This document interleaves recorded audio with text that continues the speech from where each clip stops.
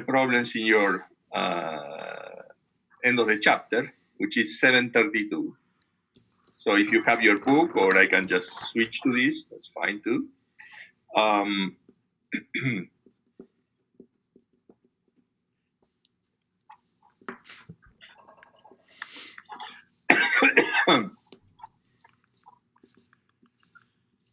Okay, so you can see the page in the book. That's 732. Okay, so basically the way to know that you are doing okay for the final exam is to do maybe 732, 33, and 34. Is our final cumulative, or is it just chapter 7? Cumulative. Oh no. Yes. Oh, come on. Yes. Oh, we're gonna die. Because I'm gonna ask you to solve things by different methods. So you need to go back to chapter 2, chapter 3, chapter 4, chapter 5, chapter 6, chapter 7. You can skip chapter 1. You're not gonna be asked to prove mathematical relation.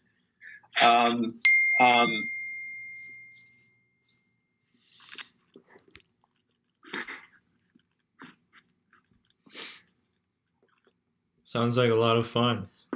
He went out. I can't hear him. No, you're... Dr. Ben, we can't hear you. Thank you. Let me know. Thank you, Minji, for making signs. All right. So, what situation you're going to have a potential like this? Minus K over R. Magnetic electric field? Yeah, or? Gravity? No, not. Gravity, no? Gravity, so. Oh. Is gravity minus K over R or plus K over R? Plus. It depends. No, it's minus. It's minus. Well, It depends if gravity is repulsive, that's what you're saying. It depends if gravity is repulsive. Depends on the mass. There could be negative mass. Yeah, sure. No, it depends on your frame. It depends on your mass. It depends on how you're viewing it, bro. If the potential is this, what is the force?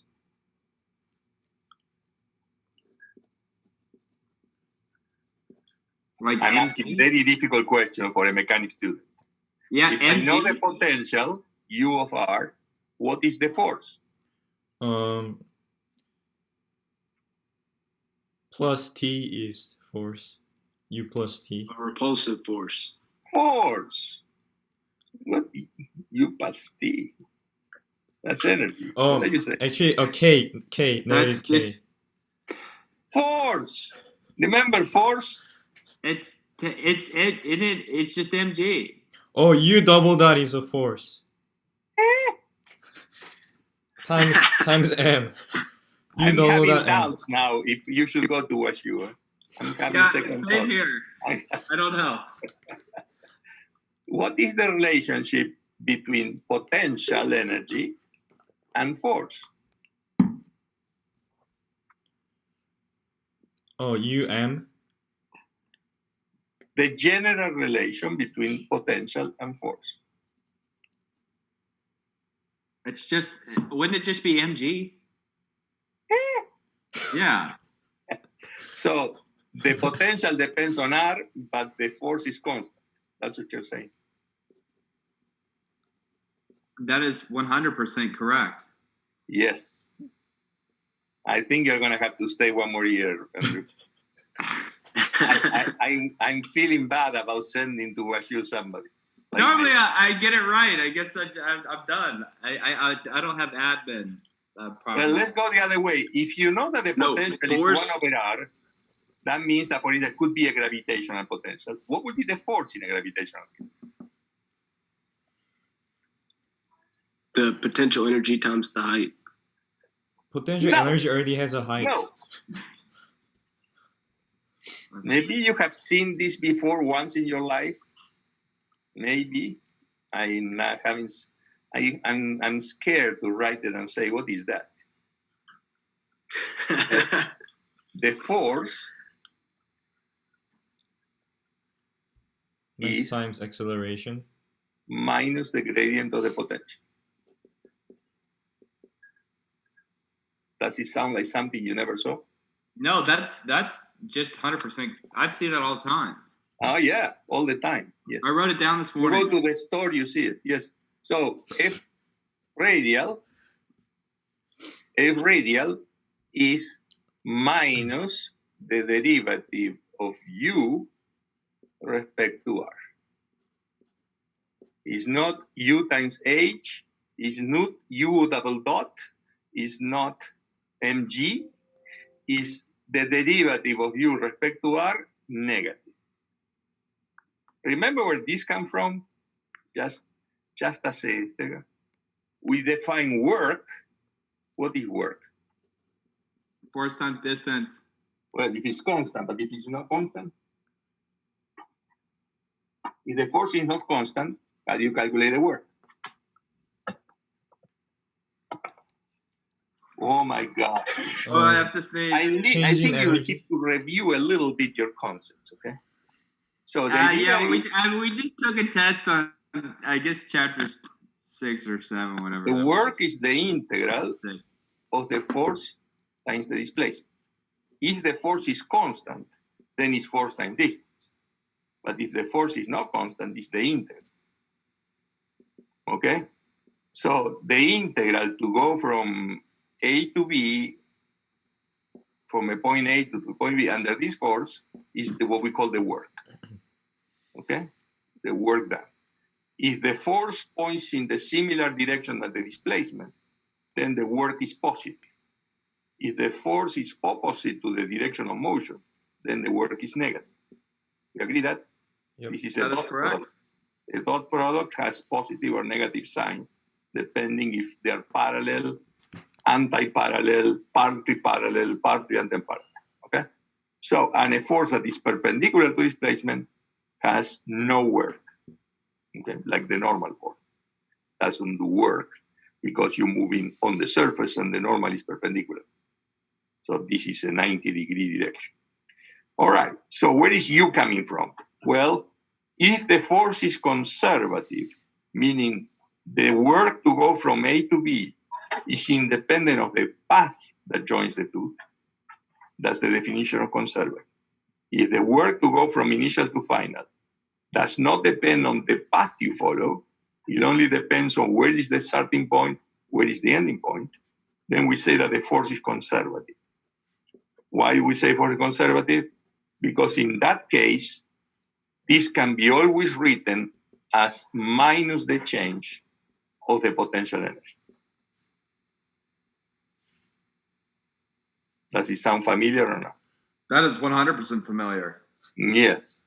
Okay, so for instance, if you have gravity, and I take an object from a point A to a point B higher, okay, under gravity, okay, what is the work done by gravity? Just like mg times the length the height, mg times the height, and because I'm going up, I'm going from A to B, and mg is down, it's going to be minus mgh. Agree? Wouldn't we just call that the tension? Isn't that potential energy? There is no tension. This is just a mass that On I a move string. from here to here. There is nothing attached to the mass. It's just a mass. Oh, sorry. I thought the L was just I take my pen from here to here. Okay? And that way, I do work. Okay? What I'm calculating is not the work I do. I'm calculating the work that gravity does. So it's going to be the force times the displacement times the cosine of the angle. The displacement is from A to B. I'm going from here to here. That's the displacement. The weight is down, so there is 180 degrees between them. So it's the weight times the distance I moved times the cosine of 180. Okay? That's minus mgh. We agree? I agree. Oh, the other I one. What is that Oh, I triangle agree. sign? Triangle Okay. sign next to So you. what is this? We can calculate this as the change of what? Well, minus mgh. When you started, you had a certain mgh initially. When you finish, you have a certain potential energy mg final, h final. change of energy that you did from here to here, okay, the change of potential energy, did you gain or did you lose potential energy when you went from here to here? When I move my pen You from lose here to here, potential. did it gain or did it lose potential energy? You gain. You gain. The potential energy expression is mg. The potential energy expression is mgy, where y is positive up. So the higher you go, the bigger the potential energy. You can see that this work is minus the change of mgy. That work that I did, force times distance and cosine of 180, is minus the change, the work, is minus the change of the potential energy. Do you see that or not? Yeah. Yes. Okay. How much did it change the potential energy? Well, the potential energy, the final is mgy/h final. The initial is mgy/h initial. The change is mgh, the distance between them, okay? And minus in front, so this is minus mgh, okay? That's the general result. When the force is conservative, I don't need to know if I did from here to here or if I did this. It doesn't matter what path I take, as long as I start and end in the same point, the work is the same. I don't need to know which path I'm doing the integral. That means I can simply calculate it as a function of the endpoints. The function of the endpoints in this case is with it. So what is the force associated with minus k over r? What's the force associated with minus k over r? Is minus the gradient, means minus the derivative respect to r of minus k over r. Do you agree? The force is minus the gradient. The gradient in the radial direction is simply the derivative with respect to r. No? And because this depends only on r, I can put the total derivative. Okay? So what is this? What is the derivative of k over r? Because I can cancel these two signs. No? What is the derivative of k over r? This is a difficult question. What is the derivative of 1 over x? 1 over x squared. It would be minus 1 over x squared. Yeah, so the derivative with respect to r k over is r squared. Yeah, Minus it's minus k k over r squared. It's minus Does k. it sound familiar? Does it sound Oh, it's familiar? r. This looks like gravitation, no? What is k? K is g, the gravitational constant, times one mass times the other mass. No? That's what k is. All right? And how do I know that this force is attractive? What happens with the force if I want to increase the distance? Becomes smaller. If you increase it gets less. Well, if I increase the distance, the number in the denominator is bigger, the number in numerator is smaller, but negative means if something goes from minus 10 to minus 9, what does it do? It's bigger. It's bigger, okay?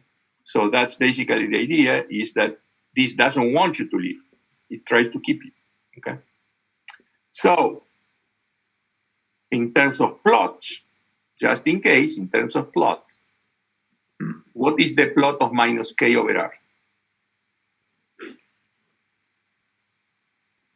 How do you plot? It's like a, How do you plot this function? Minus k over r.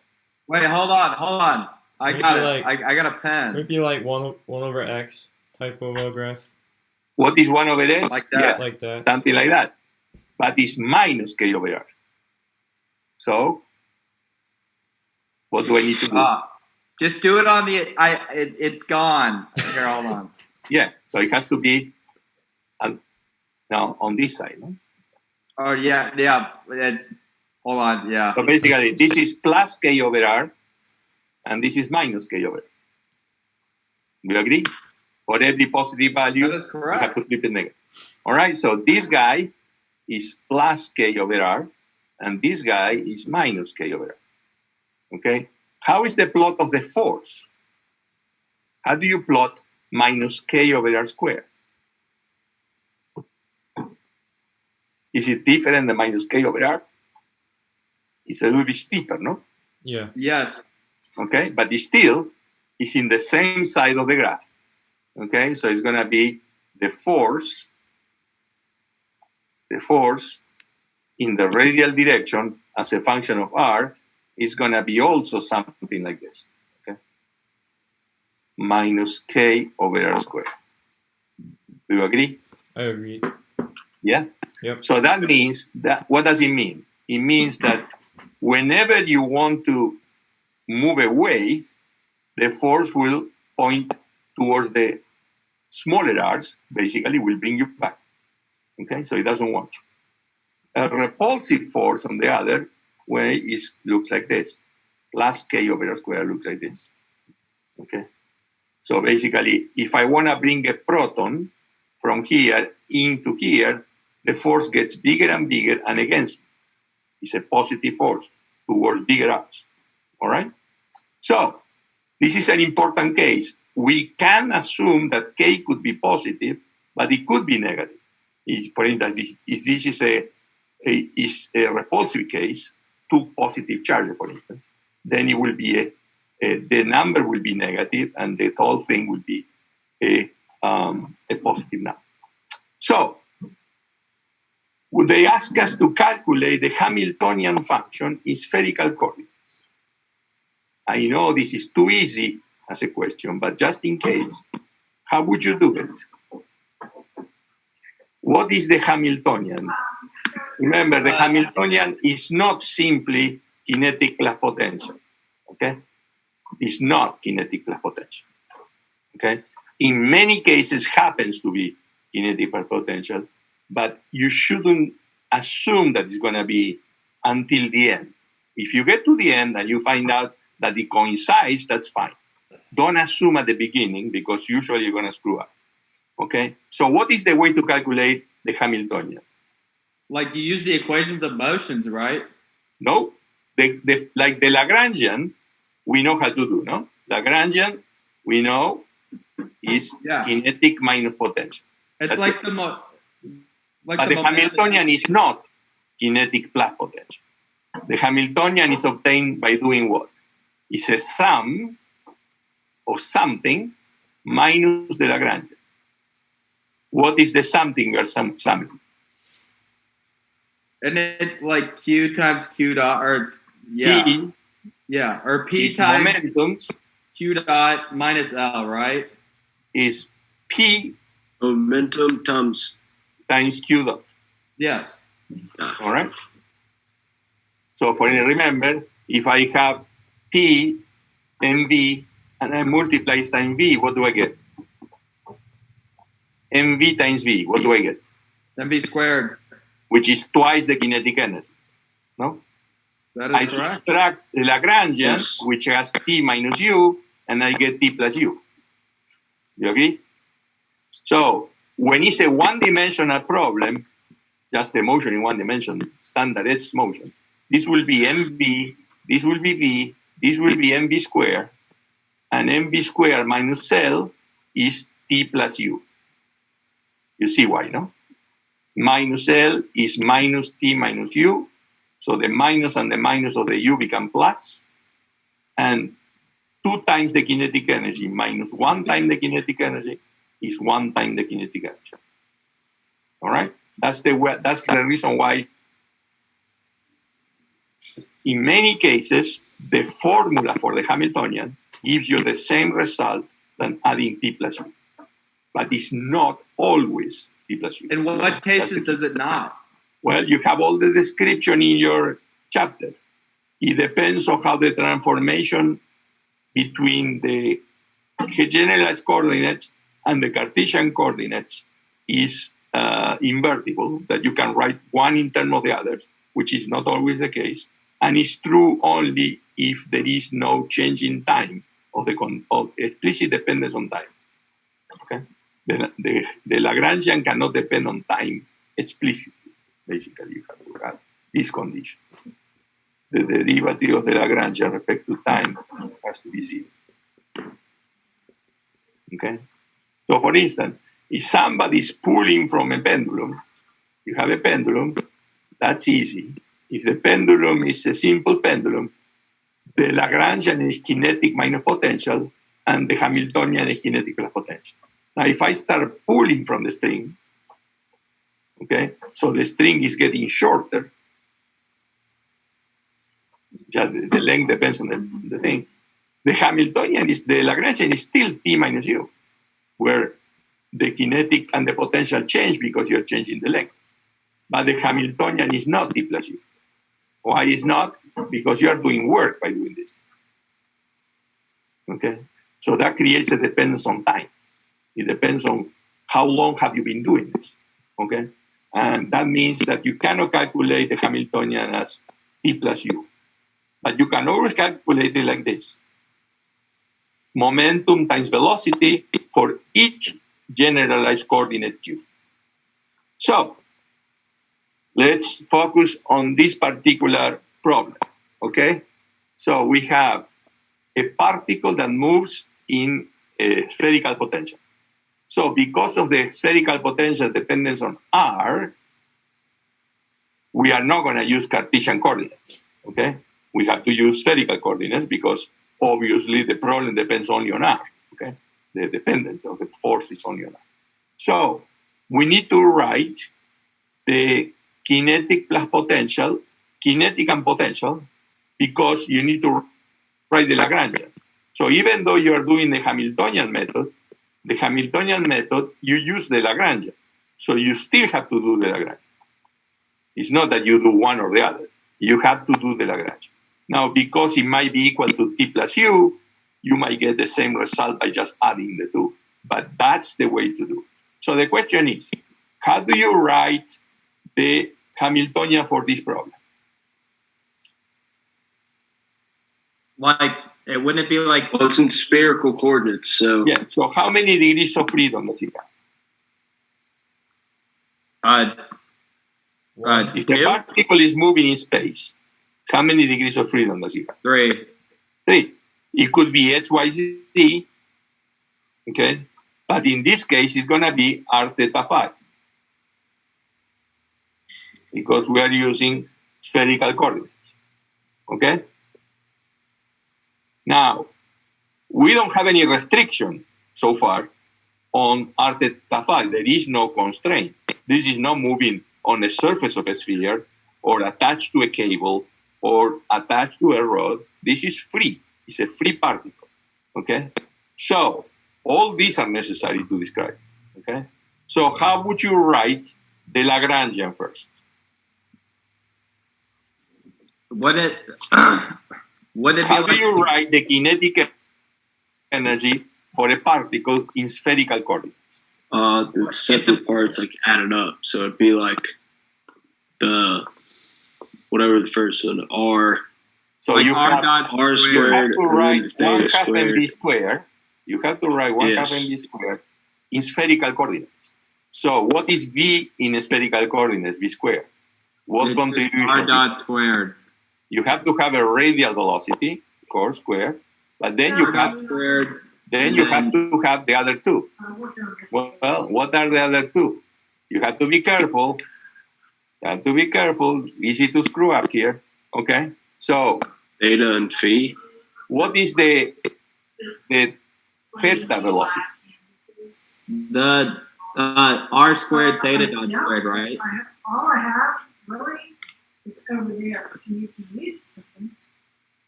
Or we could take some. Are you sure? Theta dot squared? You can order from, I can order from Microsoft. Do we agree? Yeah, that makes sense.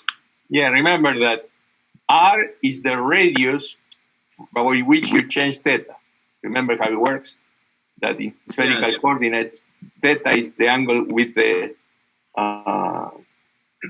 z-axis, if you want. So if you move a certain delta theta, which way you're moving? Well, you're moving on a radius r. So in general, when you move in a circle, the velocity is the radius of the circle times the rate of change of the angle, the famous omega r. So that will be omega r squared. No? What about phi? Well, and it depend on like, isn't it What like is the radius associated with the change of r? The change of phi. Remember, phi is horizontal. Okay. So what is the radius? Let's say if I move some angle into the page, which is the third direction. One direction is r, one direction is theta, and then the third direction is the angle that it makes with the x-axis. So, what is the radius of that change? If I move from one phi to a bigger phi, what is the radius that I'm using to do that rotation? Is the full r? the Is r the full squared? r? What is the radius to change phi from one value to the next? Remember, phi will change from one angle to the next. What is the radius of that? Always, the tangential velocities always are whatever is the radius of rotation associated with rotation times the angular velocity at which you're doing. It's always that. So is it sine squared theta dot? What is the radius if I change by an angle delta phi, whatever phi I have? What is the radius about which I'm rotating? Like It's the Remember, same. no? This is r theta dot because when I change theta, I'm moving away from the z-axis by an angle theta theta. Okay? What is the radius of that motion? Well, I went from this radius to that radius, which is the radius is the distance from the center. But when I change phi, I'm changing the horizontal plane. No? Phi is a rotation in a horizontal plane. What is the radius of that rotation? what was that, Benju? Eh? Come on. We did this in chapter 1. Yeah. Yeah. I'm going to remove all this and just draw this phi case. So I'm saying if this is my XYZ and this is the phi, when I change from phi to phi plus a small d phi, what is the radius of the rotation? What is the radius of that circle? R. No, r is the distance from the center. Yeah, wouldn't that be the radius though? Like You need a horizontal radius. What is the horizontal? 2 pi r. No.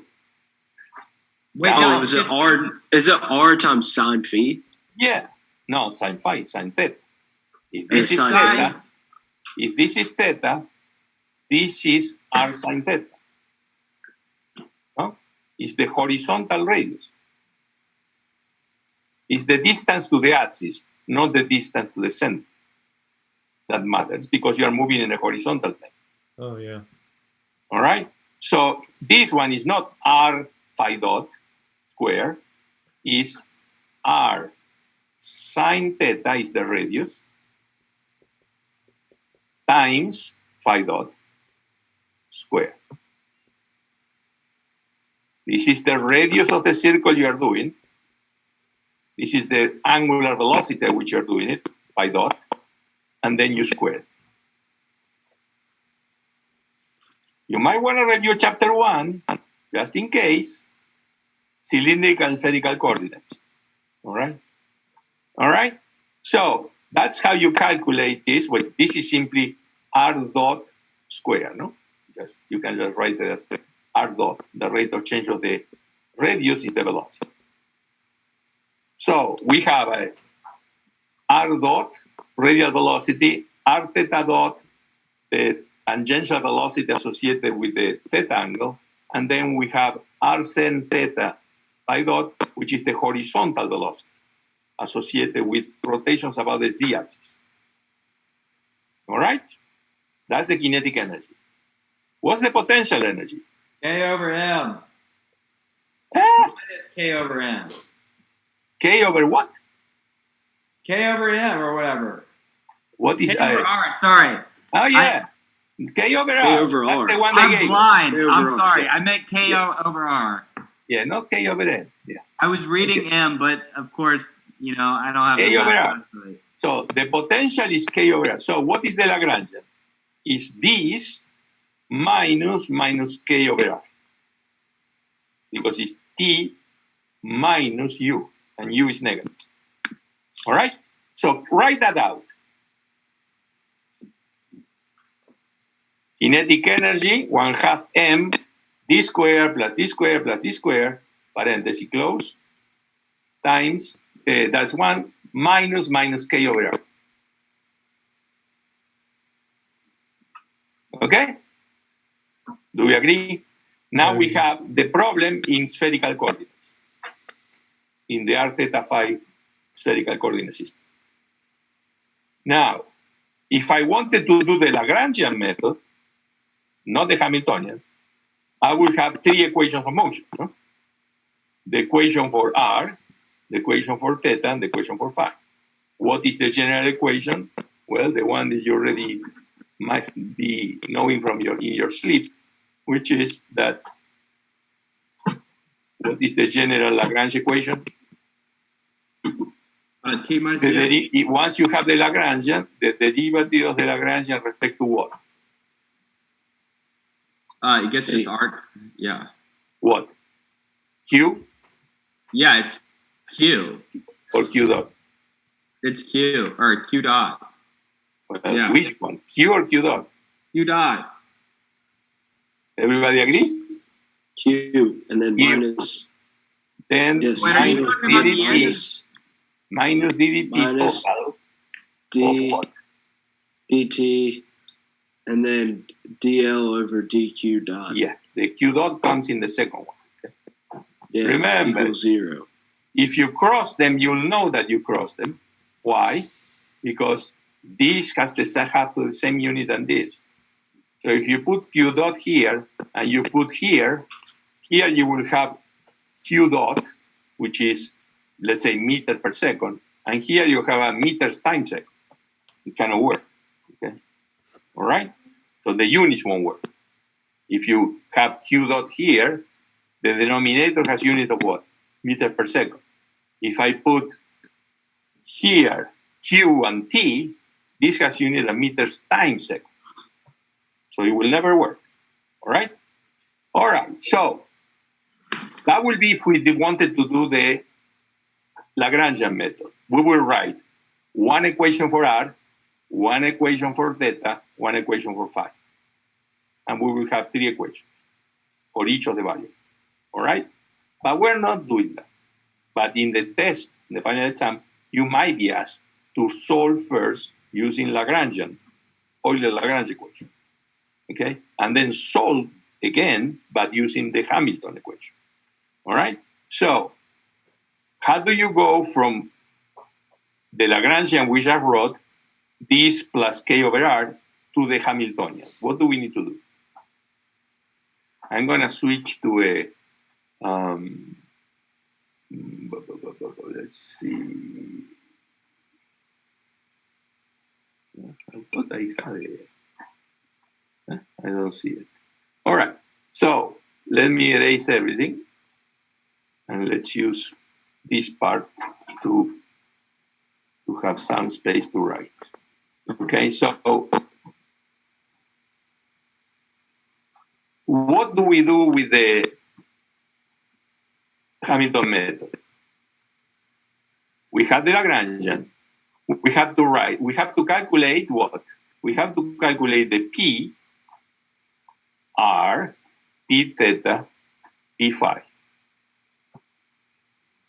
Then you need to multiply PR times R dot, P theta times theta dot, P phi times phi dot, and subtract the Hamiltonian, the Lagrange.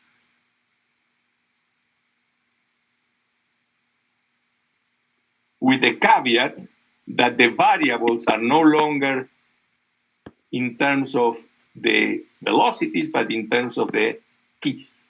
So how do you find p sub r? If you start with the Lagrange, The partial of L with respect to in the partial of R, yeah. is the derivative of r Like respect to R r. dot. No? Is the It's Lagrange r respect dot. to r. Do you agree or not? I agree. Is respect to r or respect to r dot?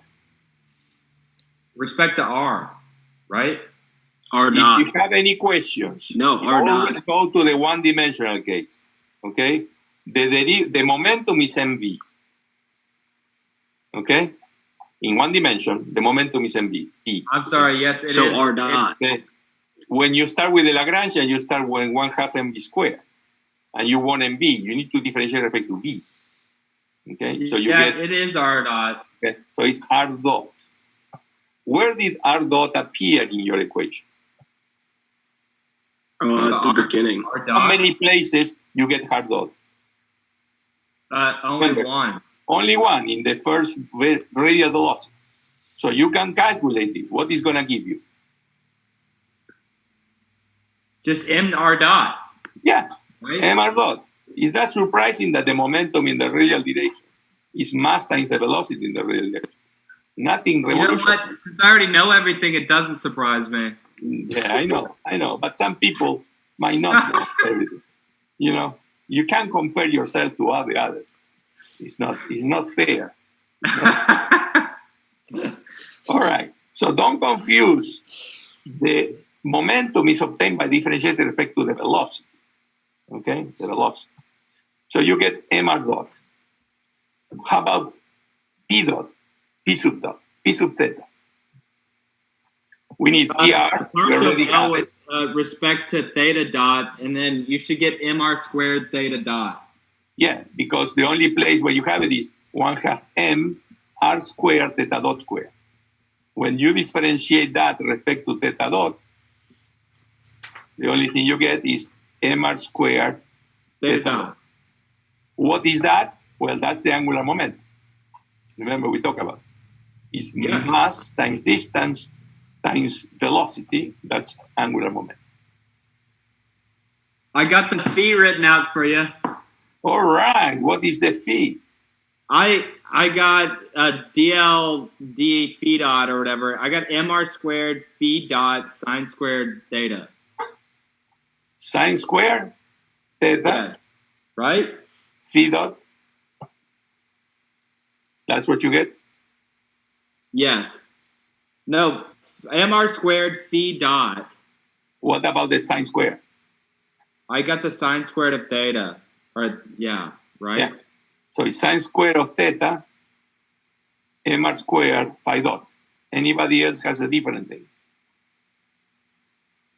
Remember, this comes from the third term, which read like this: 1/2 m r squared sine squared phi dot squared. Remember? Oh, I thought I had it written down as just phi squared. In which case, So is that DL term d phi depending dot on equals phi? 0. Does this term depend on phi? Yeah. Where? No, Phi dot squared. well, not phi dot. Yeah. Wait, which term? The third one? Yeah, the third term depends on phi dot here. Oh, yeah, it does. Okay, Yeah. so you still have the m, the r squared, the sine square, but instead you get 2 phi dot, which cancels the 1/2. So that's what you get, phi dot here. All right? Agree? Those are the 3 p's. Now we need to write the Hamiltonian. How do you write the Hamiltonian? That's the trick. The trick is this. To be able to multiply everything like this, you have to use this relationship to replace r dot by p over m, theta dot by p over mr squared, and phi dot as p phi over mr squared sine squared theta. So basically, to write the Hamiltonian, you cannot write it in terms of the velocities. You have to write it in terms of the generalized momentum. That's the key difference we're doing here. Okay? So when we say the Hamiltonian is simply adding P's times Q dots and then subtracting the L, okay? This and this must be written not in terms of the velocities, but in terms of the momentum. So basically what we said is the Hamiltonian is not a function of position and velocity. It's a function of position and momentum. The Lagrangian is a function of position and velocity. Q and Q dot, however many. Okay? The Hamiltonian is not a function of velocity, it's a function of momentum. So what you have to do is whenever you see a velocity, you have to write it in terms of the generalized momentum. So what do we get? Well, what we get is we need to multiply P times PR, which is MR dot, okay? PR times R dot. So what is that? And then So P squared over M. Dot. Yeah, E squared over M. Yeah. So the first term is PR squared over 2M, which is not surprising. P squared over 2M is the kinetic energy in terms of P. Remember, 1/2 mv squared kinetic energy is also mv squared total divided by 2m. Okay? So instead of writing 1/2 times the velocity, mass velocity squared, we write it as momentum squared divided by 2m. How do you write the second term? P squared over MR squared. P theta times theta dot. So that's going to be P theta squared over 2m r squared. MR squared. Yeah. I just factored out the half. P theta squared divided by mr squared. All right? We send this dividing to calculate theta dot squared, and then we replace, we find, this is not theta dot squared, no? This is theta dot. All right, so, and then the same for phi. Phi dot is P phi divided by that. So we multiply P phi times the expression of phi dot in terms of P phi, and we get something that looks like P phi squared divided by mr squared sine squared. No? Something like that. Then we subtract the Lagrangian. But when you subtract the Lagrangian, you have to write the Lagrangian in terms of P, not in terms of velocity. You have to reduce all velocities to momentum, to the corresponding moment. When you do all that, you write the Lagrangian that we found before, A plus T minus U. When you write it out, you will be surprised, but it will end up being that the Hamiltonian is simply T plus U. You will find out that the Hamiltonian. The big difference is this T plus U, okay, involves T being written in terms of P, not in terms of V. Okay, so the kinetic energy, when you write the Hamiltonian, cannot be expressed in terms of the velocities, has to be expressed in terms of the momentum. That's the only thing you have to worry. Why is that? Because to apply the Euler-Lagrange equations, the Hamilton equation, what are the two Hamilton equations? This is just to get the Hamiltonian. Okay, we got the Hamiltonian, which is a function of the coordinates and the generalized momentum. Now, what do we do? Well, we differentiate respect to the coordinates, and we differentiate respect to the momentum. Okay? What are the pair of equations we deal with? DH. Remember that Q and P appear in the same foot. It's not one bigger than the other, okay? So, what is Q dot in terms of the Hamiltonian? P dot? What is Q dot in terms of the Hamiltonian? Like We R? did it already. We just have to write it again. What is Q dot? How do you find the velocity? What do we have to do with the Hamiltonian? Don't you differentiate with Differentiate respect to what? P? R. If I have P squared over 2m, yeah, I have to, With respect to P. all right? So whenever I have P squared over 2m, and I differentiate respect to P, what do I get? P over m. That's the velocity. All right? What is the other equation? Well, the other equation is P dot. What is the rate of change of the second variable? What is P dot? Remember, what is P dot in physics in one-dimensional case? It's the force. dp dt is the force. Okay? So what is that? It's K over R squared. Is the derivative. Negative K over R squared. What do you say? Is in general, is the rate of change of the Hamiltonian respect to what? Respect to the one that was here. Respect to Q. Okay? So the rate of change, the rate of change of the Hamiltonian respect to Q gives me the force. Remember, the potential respect to the coordinate is the force. We have been doing this since the beginning of the class, but with a negative. That's the crucial difference, with a negative. So this is plus here, and this is minus here. Don't forget the minus.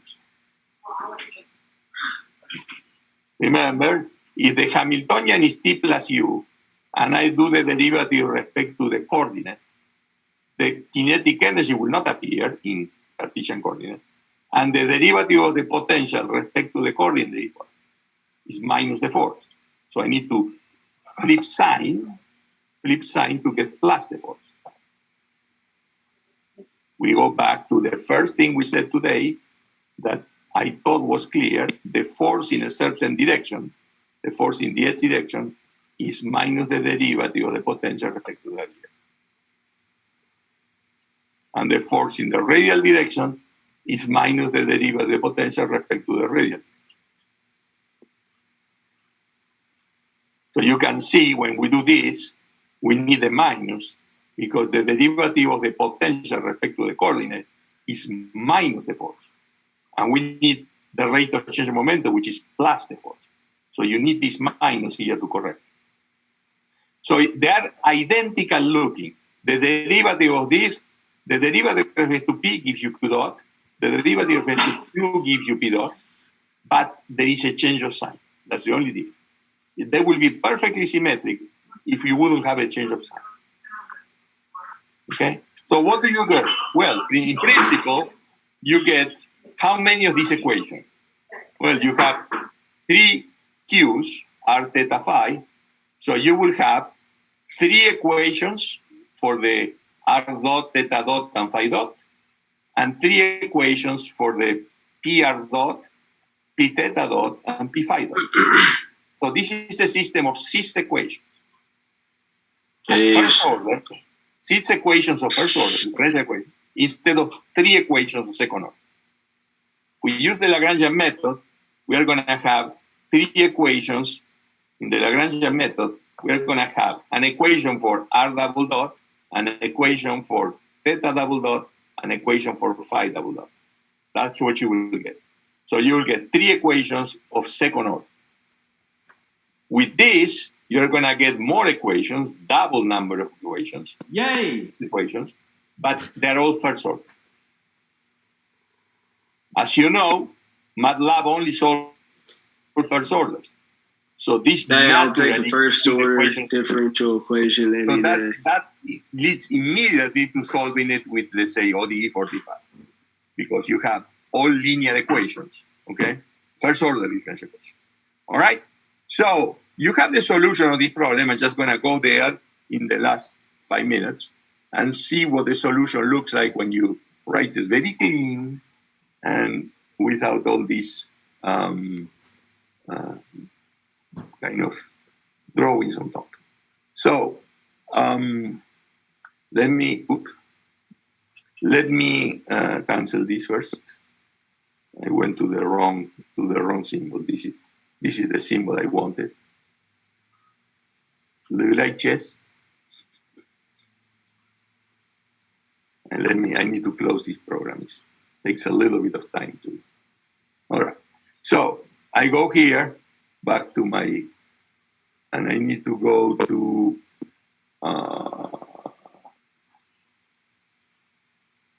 meeting controls. Here it is. New share. So I'm gonna be sharing not the thing, but the solutions. Okay, so we were working on 732. Let's see if we recognize all this hard work. The Lagrangian, T minus U, is 1/2 m, r dot square, r square theta dot square, r square sen square, phi dot square. There is a dot here, we don't see it. Minus k over r. Wait, why does it say theta dots? This is theta dot. This is theta regular dot, theta and this dot is in the wrong place. Should be on top of the phi. That's a typo. Okay, but you should know how to do it. You shouldn't fall for that kind of typo because you know your physics. You know that this term has to appear as phi dot square. Oh, hey, I knew that was wrong. And r square, I know. That's what I'm saying. You shouldn't fall for it. All right. So we write the piece as the derivative of the Lagrangian respect to the coordinate rate of change. So PR, the derivative with respect to r dot, P theta, the derivative with respect to theta dot, P phi, the derivative with respect to phi dot. Does it sound familiar? That's exactly what we did. All right. Now we need to find how to write the Hamiltonian. The Hamiltonian is the sum of P's times Q dots minus the Lagrangian. That's what this is. All right. So we get the Hamiltonian is written like this, and we need to write it, these terms, in terms of P. So instead of r dot, we write PR over M. Instead of theta dot, we write P theta over mr squared. And instead of phi dot, we write that. All right. So we end up with this beautiful expression. That's what you will end up getting when you do this minus F. Notice there is no velocities anymore.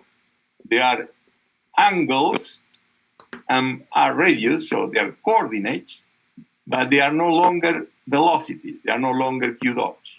They are all only in terms of p's. Okay, that's the key difference. We choose a different variable set. It's not q's and q dots, it's q's and p's. Okay, q's, the coordinates, and the rate of change is replaced by the momentum. So, the canonical equation of motion is the one we wrote. P dot is minus the derivative with respect to the coordinate, and P is plus the derivative with respect to the velocity. So when you do the derivative with respect to r, you get P dot r. Okay, where does r appear? Here, and here, and here. Okay, so when you do partial, this is partial, has to explicitly appear. We get minus k over r squared, which is the force that we know corresponds to the k over r. Okay, and then this term. Now this term is a term that depends on the tangential momentum and the azimuthal momentum. Okay, and notice how it depends with 1 over r cubed, not 1 over r squared. Okay, so that's the equation for PR depends on P theta and P phi.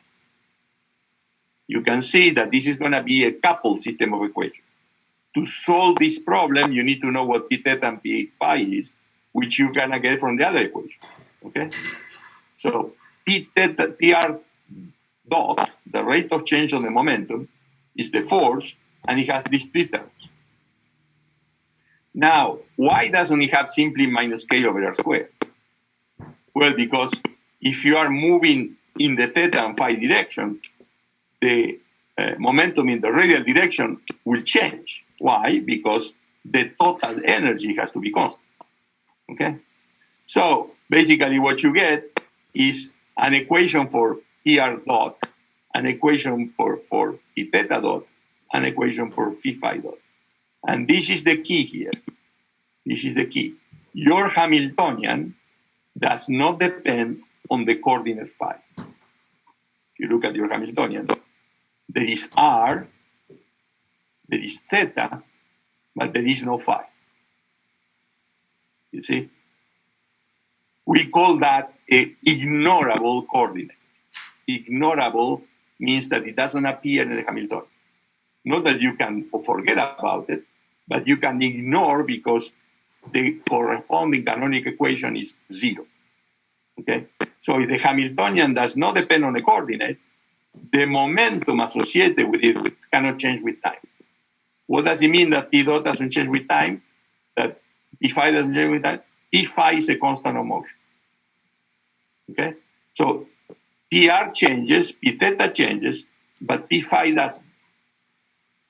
Does that surprise you? That P phi does not change.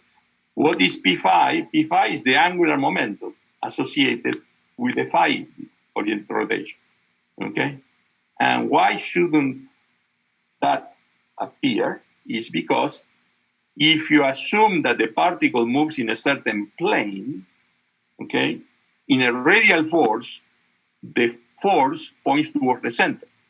So it cannot have a torque. The radial force doesn't have torque with respect to the center. Do you agree? If you have, let's say, the Earth orbiting the sun, you have the Earth orbiting the sun, okay? The force is in what direction? Well, the force is in the line that connects them, always. Okay? The force is attractive or repulsive anyway. So how much does this force that attracts the planet to the sun, how much this force has torque? Well, R is the vector that goes from one to another. R vector F is zero. R vector F is zero. Means this force doesn't produce a torque with respect to the center of the sun. What does it mean? When the torque is zero, the angular momentum is constant. Dr. Ben? Yeah. We have a meeting with Dr. Donev right now. All right. So you finish your problem here and do the next two, and I will ask you to show me how you solve it. Okay, perfect. See you Wednesday. And that's the last day of class. Alrighty. I know we will have a virtual game. Are we getting a keg? Yeah, I'm gonna get a keg and a cake. Corona keg. So I'm gonna drink it and eat it in your honor. All right, let's do it. All right. Thank you. Bye. Bye. Thank you. Bye.